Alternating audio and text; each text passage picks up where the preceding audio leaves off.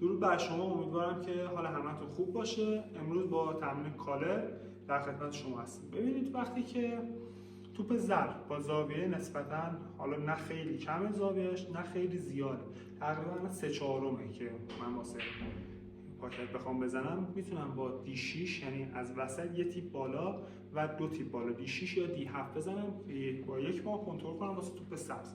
حالا اگه زاویهش کمتر بشه چیکار کنیم؟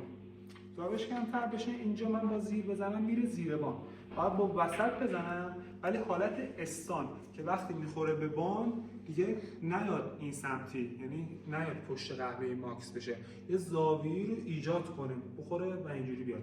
حالا اگه خطکش هم بشه که با یه زیر خیلی ساده میتونم بزنم. حالا من الان با وسط میزنم.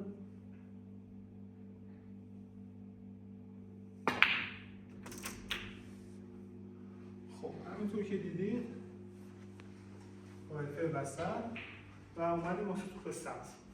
ببینید توپ سبز الان خیلی زاویه نداره، زاویه‌اش خیلی کمه. من با زیر میتونم بزنم خیلی خیلی کم بیام عقب. حالا اگه زاویه‌اش مثل توپ قبلی ضرب بشه، یعنی از قبلی هم نه، یه مقدار باز بیشتر، با یک پا میتونم کنترل کنم، ولی این دفعه واسه توپ قهوه‌ای خیلی فرقی نمیکنه، ولی واسه توپ قهوه‌ای باید با یه زاویه خیلی خوب کنترل کنیم.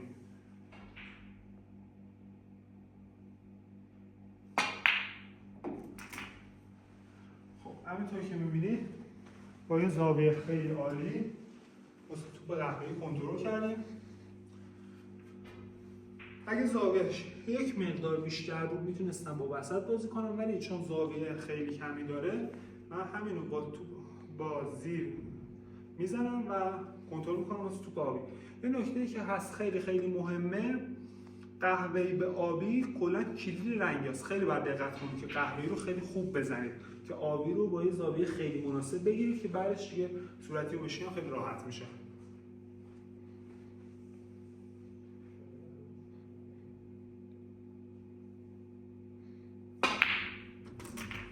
خب همینطور که می‌بینید بهترین کنترل رو کردم.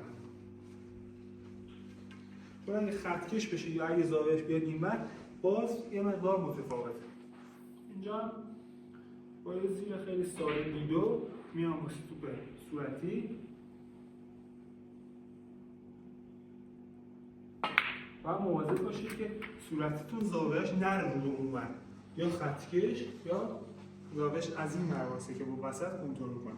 حالا توی این زاویه که وایساده من با یه فرو خیلی ساده میتونم برم واسه مشکی.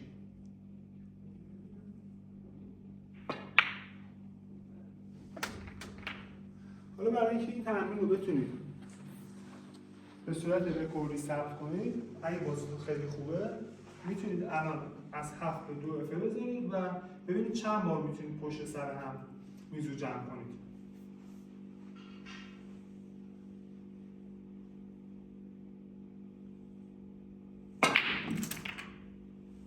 ممنونم از شما.